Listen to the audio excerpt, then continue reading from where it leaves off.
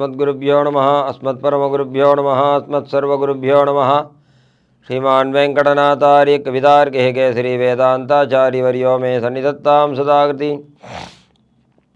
नीलादुङ्गस्तनगिरिदटि सुग्धमद्वोद्यकृष्णं पारात्यं स्वं श्रुतिशरशिरसिद्धमध्यापयन्ती स्वजिष्टायां सृजनिकलितं यावलाकृत्य पुङ्क्ते ஓதாதத்தேன மைதமிதம் பூயையே வாஸ்து பூயஹான்னவையல் புதுவை ஆண்டாளரங்கற்கு பண்ணு திருப்பாவை பல்பதியும் இன்னிசையாய் பாடிக் கொடுத்தார் நற்பா மாலை பூமாலை சுடிக் கொடுத்தாலை சொல்லு சுடிக் கொடுத்து சுடர்கொடியே தொல்பாவை பாடு இருள வல்லவல் விளையா நாடினே வேங்கடவர்க்கு என்னை விதி என்ன இம்மாற்றம் நாம் கடவா வண்ணமே நல்கு. அஸ்மத்குரு பரம்பராபியோ நம. ஆண்டாள் திருவடிகளே சரணம். மார்கழி இரண்டாவது நாள். நேற்று விசேஷமாக எல்லா கோயில்லையும் மார்கழி மாத திருவிழா ஆரம்பிச்சிருக்கா. பக்தியானது நன்னா வளர்ந்துட்டுருக்கு அப்படின்றது கண்ணுக்கு எதிர தெரியறது. இந்த கலியுகத்துலேயும் நல்ல பக்தி வளரணும் அப்படின்னு எல்லாரும் பாடுபடுறா. பக்தி என்னால் என்ன நமக்கு பலன், சுவாமி தரிசனம் பண்ணால் என்ன பலன், சுவாமி வழிபாட்டினால என்ன பலன்னா மனுஷனுக்கு ஒரு அமைதி ஏற்படும். இங்கே இருந்தபடி ஒருத்தருக்கும் ஒரு விதமான கஷ்டமும் கொடுக்காம தானும் சுகத்தை அனுபவிக்கலாம். அப்படின்னா பெரிவா போன வழியில் நம்மெல்லாம் போகிறதுக்காக முயற்சியை பண்ணணும். அதை விசேஷமாக ஆண்டாள் ரெண்டாவது பாசுரத்தினால என்ன பண்ணுறா அப்படின்றத பார்க்கலாம். வையத்து வாழ்வீர்கள் நாமும் நம்பாவைக்கு செய்யும் கிருஷைகள் கேளீரோ பார்க்கடலுள் பையத்து இன்ன பரமனடி பாடி நெய்யெண்ணோம் பாலொன்னோம் நாட்காலே நீராடி மையிட்டெழுதோம் மலரிட்டு நாமுடியோம் செய்யாதன செய்தோம் தீக்குலடச் சென்னோதோம் ஐயமும் பிச்சையும் ஆந்தனையும் கைகாட்டி உய்யமாறண்ணி உகந்தேலோரம்பாவாய். கண்டிப்பாக பக்தியானது ரொம்ப அவசியம். பெரியவாரிடத்தில் பெரியோர்களிடத்தில் ஒரு மரியாதையாக நடந்து கொள்வது மிகவும் அவசியம் அப்படின்றதெல்லாம் இந்த பாட்டிலேருந்து நம்ம தெரிஞ்சுக்கணும். என்ன சொல்கிறா ஆண்டாள் அப்படின்னா, வையத்து வாழ்வீர்கள், இந்த பூமியில் நன்னா வாழ்ந்தென்று இருக்கக்கூடியவர்களேன்னு ஆண்டாள் அந்த சிறுமியர்களை ஆயர் சிறுமியை பார்த்து கூப்பிட்றா. அப்படின்னா மற்றவாள்லாம் வாழாதவா இவா என்ன வாழ்ந்தவா அப்படின்னு ஒரு கேள்வி வருதோ இல்லையோ. அதுக்கு ஆழ்வாருடையதான பாசுரத்தை பார்க்கணும். தாழ்ச்சி மற்றொன்றும் தவிர்ந்து நின் தாளினை கீழ் வாழ்ச்சி யான் சேரும் வகை அருளாய் வந்தே. தாழ்ச்சி மற்றொன்றும் தவிர்ந்து, இந்த உலகத்தில் இருக்கக்கூடியதான இன்ப துன்பங்கள்லேயே புத்தியை செலுத்தி இந்த உலகத்தில் இருக்கக்கூடியதான இன்பத்தை அனுபவிக்கணும், அந்த இன்பமானது நிலச்சிருக்கணும் அப்படின்றதுக்கு பலவிதமான அதர்ம காரியங்களில் போயின்னு இருக்கா பல பேர். அப்படி இல்லாமல் லோகத்தில் இருக்கிறவா எல்லாரும் நன்னா இருக்கணும், நம்மளும் நன்னா இருக்கணும் அப்படின்றதான ஒரு நிலையோடு இருந்துட்டு கண்ணனை அனுபவித்து கொண்டு இருக்கக்கூடியவர்கள் அவள் தான் நன்னா வாழ்ந்துட்டுருக்கான்னு அர்த்தம். அப்பேற்பட்டதான சிறுமியர்களை வையத்து வாழ்வீர்கள், இந்த லோகத்தில் நீங்கள்லாம் சௌக்கியமாக இருக்கக்கூடியவர்கள், இந்த உலகத்தில் இந்த ஊரில் சௌக்கியமாக இருக்கக்கூடியவர்களே வாங்கோ. நாமும் நம் பாவைக்கு,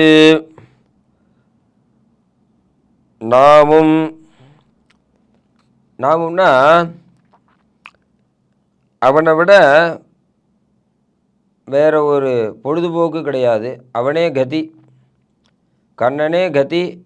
சதா சர்வகாலமும் அவனையே சித்தத்தில் வச்சுட்டு இருக்கக்கூடியவர்கள்.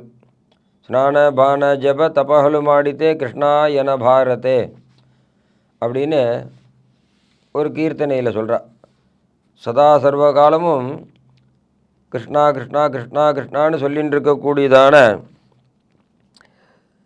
அந்த சிறுமியர்கள் நாமும் நம் பாவைக்கு. நீங்கள் இந்த பாவை நோன்பு, இந்த திருப்பாவைன்னு சொன்னால் பாவை அப்படின்னாக்கா நோன்புன்னு ஒரு அர்த்தம். இந்த நோன்பை எனக்காக நீங்கள் பண்ண வேண்டாம். உங்களுக்கும் இது பரம போக்கியத்தை கொடுக்கும், எனக்கும் பரம போக்கியத்தை கொடுக்கறது. அதனால் இது நம்முடையதான நோன்பு, நம்முடையதான பாவை. அதனால் நம்முடையதான நோன்புக்கு, நம்மளுடைய பண்ணக்கூடியதான ஒரு பக்தி மார்க்கத்துக்கு, அவனை அடைவதற்கு நம்ம செய்யக்கூடியதான இந்த நோன்புக்கு நம்ம என்ன பண்ணணும், என்ன பண்ணக்கூடாது அப்படின்றத கலந்து பேசிக்கலாம். முதல்ல அவனை அடையிறதுக்கு, அவனை சந்தோஷப்படுத்துறதுக்கு என்னென்ன பண்ணால் அவன் சந்தோஷப்படுவான். சில பேர் ஏதாவது ஒரு காரியம் பண்ணுறன்ட்டு மேலதிகாரி இடத்துல கோபத்தை வரும்படியான காரியத்தை பண்ணிவிடுவான். அதெல்லாம் முதல்ல பிளான் பண்ணிட்டு போனால் மேலே இருக்கிற வாய்ட்டு நல்ல பேர் வாங்கிக்கலாம் இல்லையா? அந்த மாதிரி நல்ல பேர் வாங்கிக்கணும் அப்படின்றதான ஒரு எண்ணத்தினால செய்யும் கிரிசைகள் கேளீரோ. சரி, அடுத்தது பார்க்கடலுள் பையத்துகின்ன பரமனடி பாடி. அடுத்தா பார்க்கடலில் பையத்துகின்ன பரமன் அடிபாடி அப்படின்னா முதல்ல ஸ்ரீவைகுண்ட லோகத்தில் இருக்கக்கூடியதான எம்பெருமான அனுபவிச்சா. அவன் எங்கே இருக்கான் அப்படின்னு சொல்லும்போது ஸ்ரீரங்கமாக இருக்கக்கூடியதான திவிதேசத்தில் ரங்கநாதனாக அவன் எழுந்தருளி இருக்கான். ரெண்டு பக்கமும் காவேரி சமுத்திரம் மாதிரி இருக்குது. அதனால் இதுவே நமக்கு பள்ளிகொண்டானுடையதான க்ஷேத்திரமாக அமையிறது. அப்பேற்பட்டதான பரமனாக இருக்கக்கூடியவன். ஏன்னா நமக்கெல்லாம் பரமனை சேவிக்கணும்னா வைகுண்டத்துக்கோ இல்லை திருப்பார்கடலோ போக முடியாது. இதுதான் நமக்கு பரம போக்கியமான பரமனுடையதான வாசஸ்தலம். அதனால் இந்த திவிதேசத்துக்கு நம்ம எல்லாரும் போகிறோம். ஆண்டாள் கூட சேர்ந்து உபன்யாசம் பண்ணக்கூடியதான நான், உபன்யாசத்தை கேட்டுன்னு இருக்கக்கூடியதான நீங்கள் எல்லாரும் என்ன பண்ணணும்னா ஸ்ரீரங்கமாக இருக்கக்கூடியதான திவிதேசத்தில் அந்த திருப்பார்கடலில் அவனுடையதான திருவடியை பாடணும். இந்த திருப்பாவையை ஒரு நாளைக்கு ஒரு தடவையாவது எல்லாரும் சொல்லணும். பரமனடி பாடி. மேற்படி நெய்யுண்ணோம் பாலுண்ணோம். அவனை சித்தத்தில் வச்சுட்டு இருக்கணும். எப்போவும் சதா சர்வ காலமும் அவனை சித்தத்தில் வச்சுட்டு அவனையே மனசில் தியானம் பண்ணிட்டு சில விரதங்கள் இருந்து அவனை சந்தோஷப்படுத்தணும். ஏன்னா சில பேருக்கெல்லாம் கண்ணன் வசப்படுறான்னு கண்ணன் திருவாக்கிலேயே வந்திருக்கு. நித்யாக்னிஹோத்ரி நித்யான்னதாத்தா நேமாத்தியாயி அப்படின்லாம், மாசோபவாசி அப்படின்னு ஒரு வாக்கியம் எடுக்கிறார். அந்த மாதிரி இருக்கிறவாளுக்கு நான் பிரீத்தியாக இருக்கேன் அப்படின்றார். அதனால் என்ன பண்ணணும்னா நெய்யுண்ணோம், நாங்கள் நெய் சாப்பிட மாட்டோம். பால் உண்ணோம், பால் சாப்பிட மாட்டோம். நாட்காலே நீராடி. இப்படி நாக்குக்கு பரம போக்கியமாக இருக்கக்கூடியதான உணவெல்லாம் நாங்கள் எடுத்துக்கிறத விட்டுவிட்டோம். மையிட்டுழுதோ மலரிட்டு நாம் உடையோம். நாங்கள் என்ன பண்ணோம்னா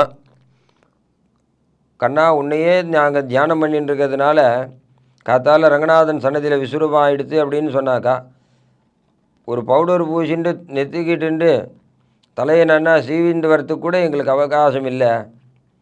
இருந்தாலும் நெத்திக்கிட்டுக்கிறதுன்றது ஒரு அனுஷ்டானமாக இருக்கின்றதுனால அந்த நெத்திக்கு மட்டும் தாயாருடையதான குங்குமத்தை ஒரு துளி நெத்தியில் வச்சுன்னு ஓடி வந்துட்டுருக்கோம். மற்றபடியான மையிட்டுக்கிறதையோ பூ வச்சுட்டு தான் வரணும் அப்படின்றதான இஷ்டமெல்லாம் எங்களுக்கு சித்தத்தில் வரலை. மையிட்டுதோம் மலரிட்டு நாம் முடியோம். நாங்கள் குழல் எங்களுடையதான அழகான கேசத்தில் முடி ஒரு துளி புஷ்பம் கூட வச்சுக்கிறது இல்லைப்பா. அவ்வளோ வேகமாக உன்னுடையதான திருவடி வாரத்துக்கு வந்துட்டுருக்கோம். செய்யாதன செய்யோம். நாங்கள்லாம் சாஸ்திரங்களில் எது செய்யக்கூடாதுன்னு சொல்லியிருக்கோ மனுஸ்மிருதி, பராசர ஸ்மிருதியெல்லாம் பார்த்தோம்னா நம்ம எவ்வளோ காரியங்கள் பண்ணக்கூடாதுன்றதை நன்னா பண்ணிட்டுருக்கோம்.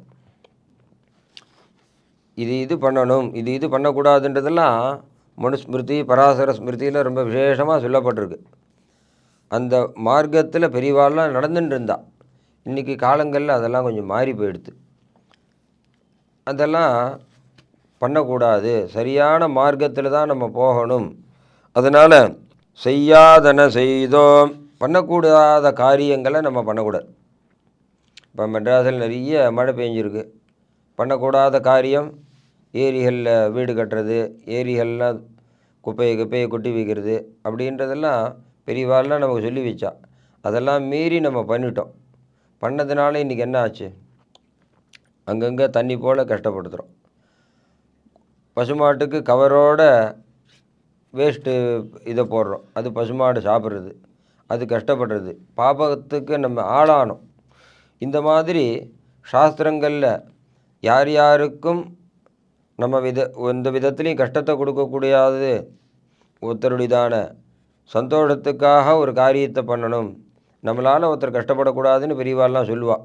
அப்பேற்பட்டதான காரியங்களை ஒரு காலமும் நாங்கள் பண்ண மாட்டோம். செய்யாதன செய்தோம், தீக்குறளை சொன்னோதோம். ஒரு சமயத்துலேயும் பொய் சொல்லக்கூடாது. பெரியவாள்லாம் அந்த காலத்தில் பசங்களுக்கு ஒன்று சொல்லி தருவா.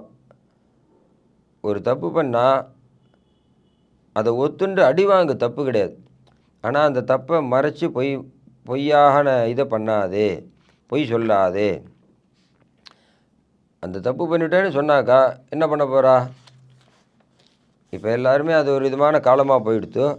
அந்த காலத்தில் சினிமாவுக்கு போகிறதோ, இல்லை ஏரியில் போய் குளிக்கிறதோ, இல்லை வேறு ஏதாவது அரட்டடிக்கிறது, வேறு ஏதாவது பொழுதுபோக்கான காரியங்கள் ஏதாவது பசங்க பண்ணுறது, சரியாக படிக்கலை அப்படின்னாக்கா அதை ஒத்துண்டு அடி வாங்கு, தப்பு கிடையாது. ஆனால் போகலன்னு சொல்லி அதுக்கு ஒரு பொய்யை சொல்லி உண்மையை மறைக்கிறதுக்கான காரியங்களை பண்ணாதே அப்படின்னு சொல்லுவாள். அந்த மாதிரி தீக்குறளை சொன்னோதோ, லோகே சத்தியம் பிரதிஷ்டிதம், லோகே தர்மம் பிரதிஷ்டிதம். இந்த உலகமானது நிலைத்து இருக்கிறதுக்கான காரணம் என்ன அப்படின்னா, சத்தியத்தினாலேயே இந்த உலகமானது நிலைச்சிருக்கு. சத்தியமானது ரொம்ப அவசியமானது. அந்த சத்தியத்தை ஒரு வார்த்தை சொன்னோம்னா அந்த வார்த்தையை காப்பாற்றுறதுக்கு நம்ம கஷ்டப்பட்டாலும் அந்த வார்த்தையை காப்பாற்றணும். இதுக்கு மகாபலி சக்கரவர்த்தியானவர் 3 அடி மண் கொடுக்கிறேன் அப்படின்னு சொன்ன ஒரு காரணத்தினால பின்னால் வரக்கூடியதான எப்பேற்பட்டதான ஒரு ஆபத்து, நமக்கு ராஜ்யம் முழுக்க போகிறது அப்படின்னு தெரிஞ்சும் கொடுத்த வாக்கை காப்பாற்றுறதுலேயே அவர் குறிக்கோளாக இருந்தார். அப்பேற்பட்டதான பெரியவாளுடையதான ஒரு கதையெல்லாம் கேட்டு பெரியவாளுடையதான ஒரு அனுகிரகத்தோடு ஜீவிக்கக்கூடியவர்கள். அதனாலே தீக்குறளை சொன்னோதோ, நீங்களும் சொல்ல மாட்டீங்க, நாங்களும் சொல்ல மாட்டோம் பொய்ய. இருந்தாலும் நம்ம இதெல்லாம் ஒரு சத்தியம் பண்ணிக்கிறோம், ஒரு உறுதிமொழியாக நம்ம எடுத்துக்கிறோம் இந்த சமயத்தில். தீக்குறளை சொன்னோதோ. அடுத்தது ஐயமும் பிச்சையும் ஆந்தனையும் கைகாட்டி. மேற்படி என்ன பண்ணணுன்னா, ஒருத்தருக்கு கொடுக்கணுன்றதான ஒரு எண்ணமானது நமக்கு வரணும். புரியுறதோ இல்லையா? இன்றைக்கி ஒருத்தருடையதான சொத்தை எடுக்கிறதுலையே மனுஷனுக்கு புத்தி போகிறது. ஏன்? அந்த புத்தியில் கொஞ்சம் கொஞ்சமாக நல்ல எண்ணங்கள் குறைஞ்சிட்டு வருது. அப்படி இருக்கக்கூடாது. மேலே மேலே நல்ல எண்ணங்களை வளர்த்துக்கணும் அப்படின்றதான ஒரு விஷயமாக இந்த இடத்துல எடுத்துகிட்டு வர ஆண்டாள். ஐயமும் பிச்சையும் ஆந்தனையும் கைகாட்டி.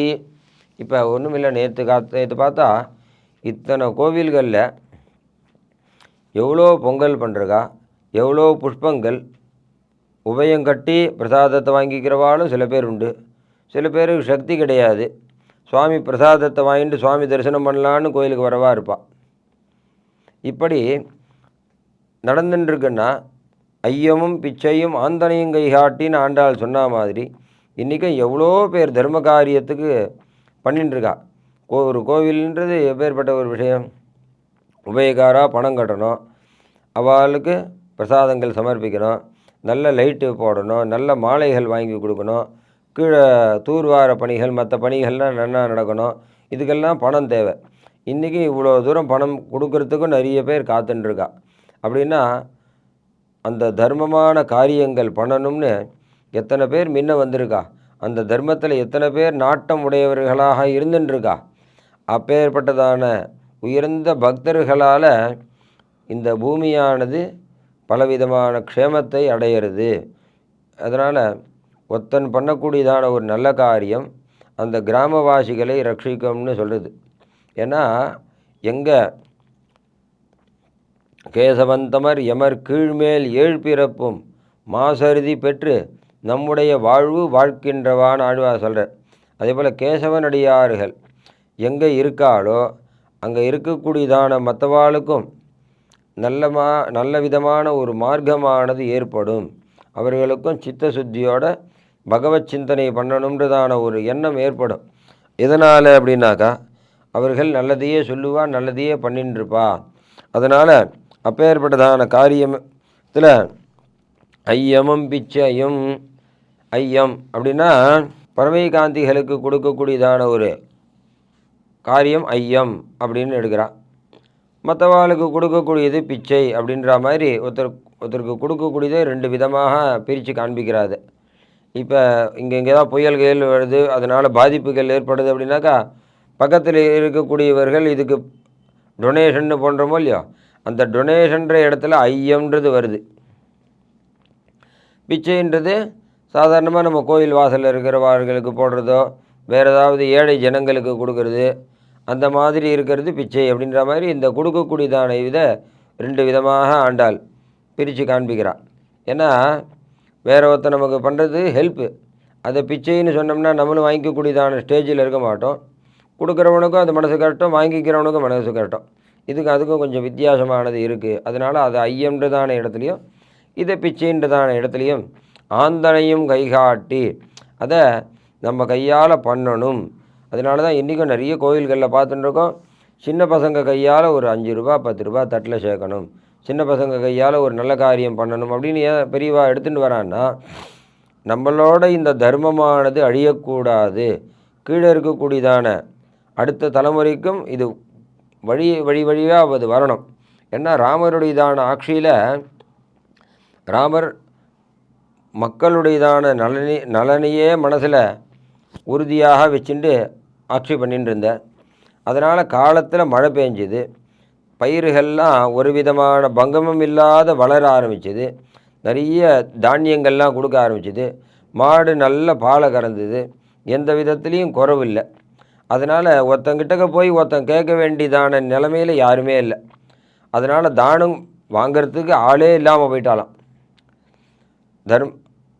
யாருமே தானம் வாங்கிக்கலன்னா அந்த தானம் வாங்கிக்கிறது, தானம் கொடுக்கறதுன்றது ஒரு தர்மம். அந்த தர்மமானது ராமராட்சியில் இல்லாமல் போயிடக்கூடாது அப்படின்றதுக்காகவே ஒரு யாக யஜ்ஞாதிகள் மாதிரி சில காரியங்களை பண்ணி அதில் எங்கே தானங்கள் கொடுக்கப்படணும் அப்படின்னு சாஸ்திரங்களில் சொல்லப்படுறதோ அப்பேற்பட்டதான காரியங்களை பண்ணி அதனால் தானம் கொடுக்கணும். அது ஒரு விதமான தர்மம். அந்த தர்மமானதை கடைப்பிடிக்கக்கூடியதான ஒரு விஷயமாக இது அமையட்டும். ஏன்னா வாங்கிக்கிறது வேண்டிய அவசியமே யாருக்கும் இல்லை. ஏன்னா பசி எடுத்தால் தானே ஒருத்தன் சாதம்னு கேட்பான். அந்த மாதிரி எல்லாராத்துலேயும் நிறைய தானியங்கள், எல்லாராத்துலேயும் மாடு நிறைய கறக்கிறது, எல்லாராத்துலேயும் தங்கம் வெள்ளி வைரம் வைடூரியங்கள்லாம் எல்லாருடையதான வீட்லேயும் இருக்குது. அதனால் ஒருத்தன் கொடுத்தா கூட அதை வாங்கிக்கணும் அப்படின்றதான எண்ணம் யாருக்கும் இல்லை. ஆனால் தர்மமானது இருக்கணும் அப்படின்றதுக்காகவே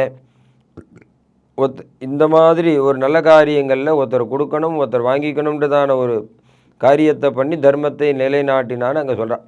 அந்த மாதிரி ஆந்தனையும் கைகாட்டி இந்த மாதிரி காரியங்கள் பண்ணாக்கா அந்த தர்மத்தினாலே நம்மளுடையதான வாழ்க்கையானது மேலே வரும்.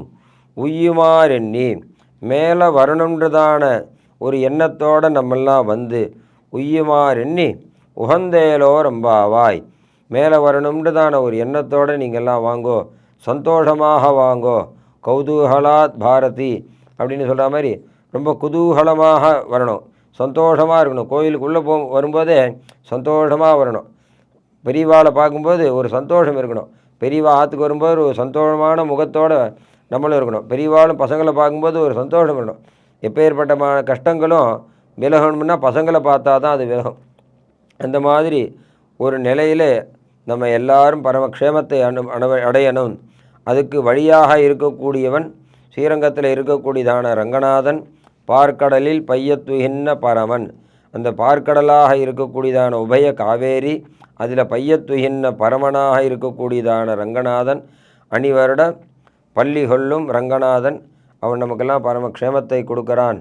மேற்படி இந்த திருப்பாவியானது வளர்கிறதுக்கும் அவனே ஹேத்துவாக இருப்பான்னு சொல்லி பூர்த்தி பண்ணிக்கிறோம். கவிதார்க்கி சிம்மாய கல்யாண குணசாரிணே ஸ்ரீமதே வெங்கடேஷாய வேதாந்த குரவே நமஹ.